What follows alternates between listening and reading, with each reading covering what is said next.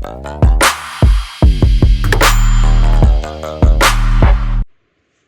everyone! Magandang umaga po sa inyo lahat and welcome back to my channel. So, nakikita niyo po yan? Ang daming bonsai oh. So dito po yan sa property na nakuha po natin or sa bagong property po natin. So again guys oh, napakarami pong bonsai.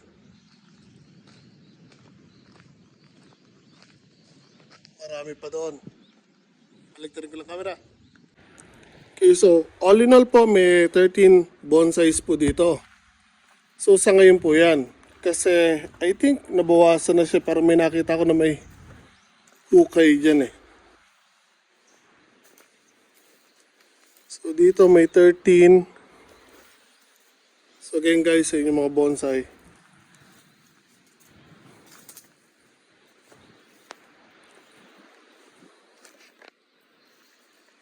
So later, itong isa dito naputol na. Later ititrim natin yung mga yan pag may oras na po tayo. Kasi napabayaan na po sila. Yan, nag-grow out na. So once na matrim natin yan, babawasan lang natin, iayos natin. Babalik po ang ganda ng mga bonsai na yan. So yung mga ilang branches po ng ibang bonsai medyo namatay na po. Pero most of them ay maayos pa.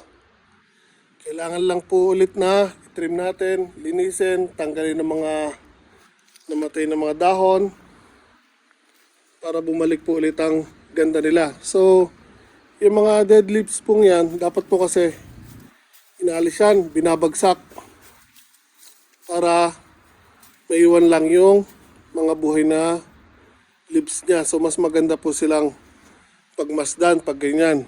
So kailangan natin ibagsak yung mga dead leaves. Then ititrim.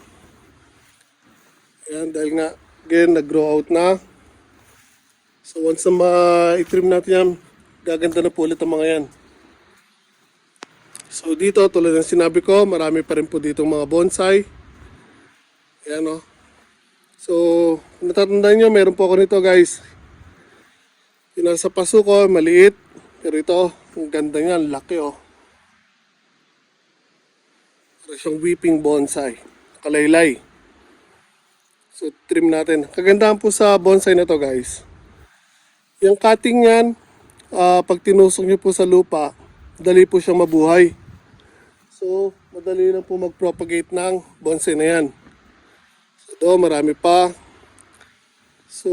So lugar na to, future po natin na plano ay gagawan po natin ng vinyl house para sa mga papaya natin, mangga, bayabas. So lahat po yan, alisin natin dito pero hindi po natin sila papatayin. Ililipat po natin sa paso or sa man lugar na magustuhan natin.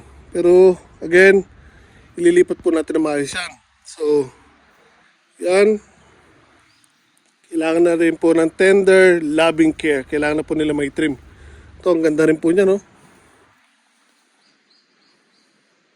Ganda ng mga yan pag nagyayos po natin, guys. Pero ito, pinakagusto ko sa lahat. Bukod doon sa katulad ng isa ko na nasa paso, guys, ito. Yung puno po ng maple. Ganda po ng puno niya, oh. Yung trunk niya, laki.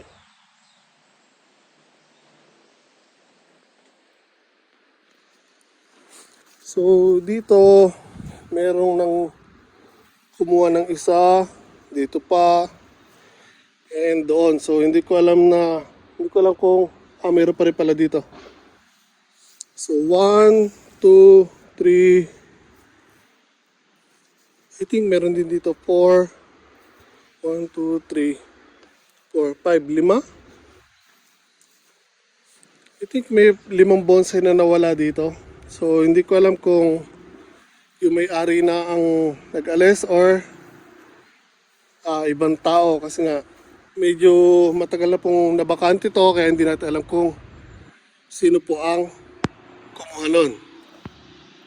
So again, gaganda po ng mga bonsai na yan. Oh. Ito ang ganda rin. Oh.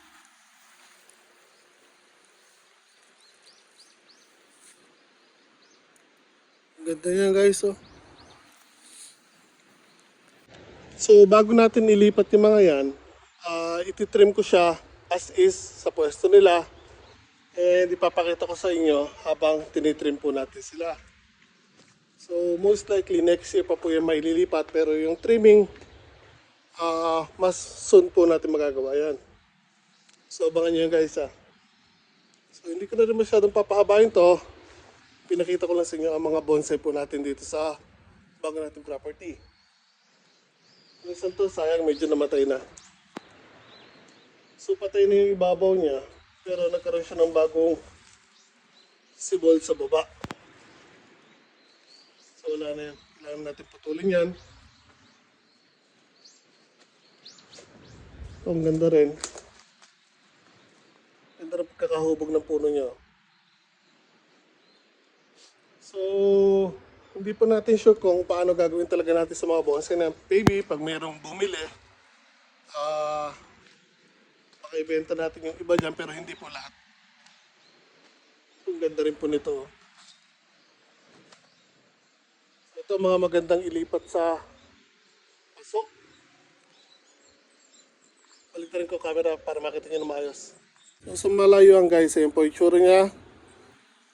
Hindi siya masyadong makita ng detalyado kasi nga nag-grow out na siya, yung mga dahon. Pero once na matrim yan guys, so lalabas yung hubog ng puno niya. Ang ganda oh.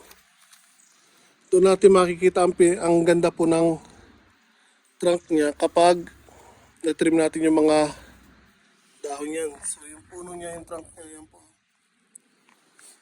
So ito medyo nabubulok yung trunk niya.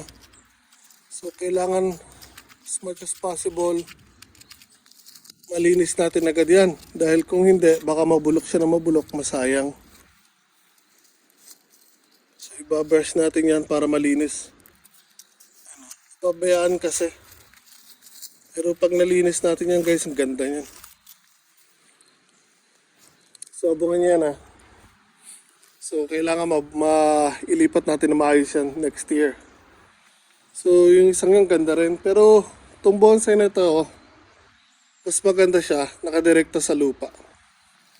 Masyado nang malaki. Okay, kaya pa rin naman yan, kaya nga lang. Pero mas maganda siya sa gilid, gitna, or whatever sa property. Ito nakaslant siya.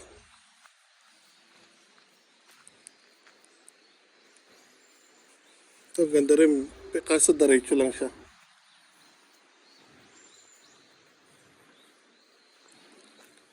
Ganda yung tingnan dito guys oh.